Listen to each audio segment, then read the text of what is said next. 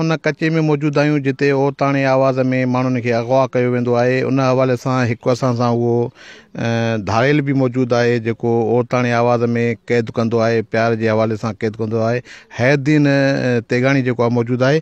कीअं ॻाल्हाईंदा हो तव्हां औरतुनि सां, असांखे ॿुधायो कीअं पिया ॻाल्हायो? जी हेलो, त हा तव्हां अचो था अॼु नथा अचो पिया, अचो न, असां तव्हांजो इंतज़ारु कयूं पियूं। जेको आहे त असां कमकार छॾायूं, तव्हांजे इंतज़ार में बीठियूं आहियूं। तव्हां एतिरी देरि लाइ आहे? हा हा अचो। हा इन स्टाफ ते लही करे पोइ तव्हां ॿुधायो त असां पोइ तव्हांखे रस्तो ॾिसियो, तव्हां सिधा अचो रस्ते सां, पोइ हेॾां असां लिखियूं अचूं थियूं न। टैक्सी वारे जे हवाले सां टैक्सी कीअं अचेव थो न, रस्ते में अथव, हेॾो असां बीठियूं साम्हूं, तव्हां ॾिसंदव, तव्हां टैक्सी वारो छोकिरो असां मोकिलियूं थियूं। हा हा न न, तो कुझु न चवंदो, उहो त किराए वारो आहे न।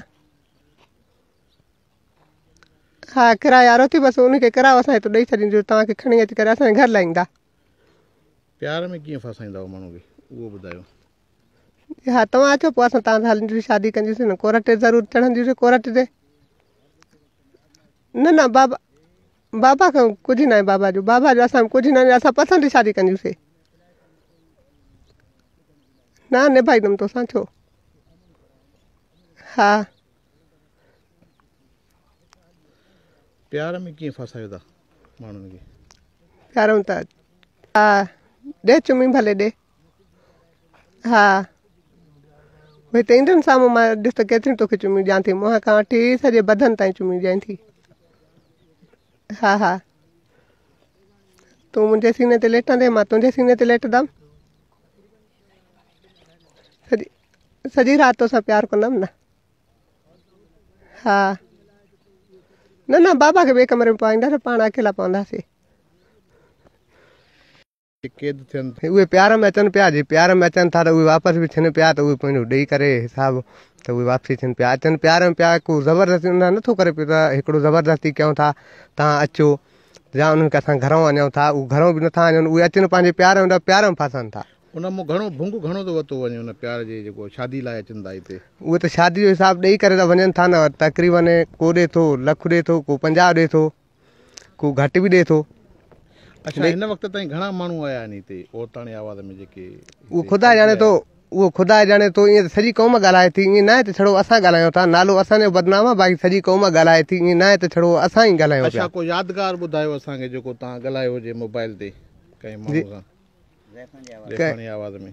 जी हाणे कीअं ॻाल्हाईंदा हो ज़ैफ़ानी आवाज़ में? मूंखे तव्हां क़ाबू कयो, तव्हांखे क़ाबू? हा मां कीअं तव्हांजी मोहबत में अची वञा? तव्हां मुंहिंजी मोहबत में अची वेंदव त हाणे औरताणे हिसाब में चवंदो त उन में तव्हांखे औरताणे आवाज़ में ई ॿुधायो खणी, जीअं मां तव्हां सां प्यारु कयां।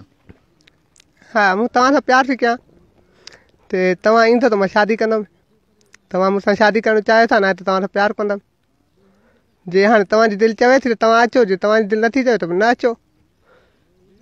अच्छा जॾहिं माण्हू अचनि था हिते, उन्हनि खे रस्तो सिधो ॿुधाईंदासीं, उहे पाण ईंदा हलिया मोटरसाइकिल ते।